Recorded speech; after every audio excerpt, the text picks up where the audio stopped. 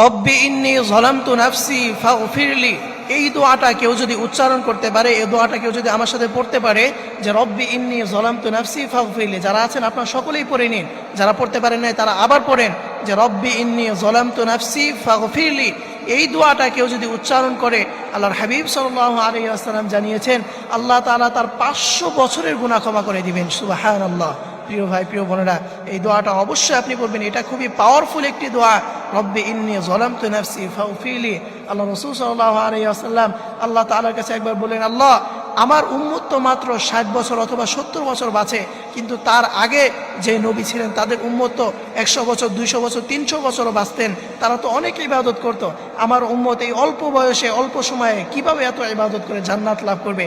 তখন আল্লাহ রাব্বুল আলামিন জানিয়ে দিয়েছেন যে হে নবী, আমি তোমাকে এমন কিছু দোয়া শিখিয়ে দিব, এই দোয়াটা তুমি তোমার উম্মতকে বলে দিবে, তারা যদি এই দোয়াগুলো পাঠ করতে পারে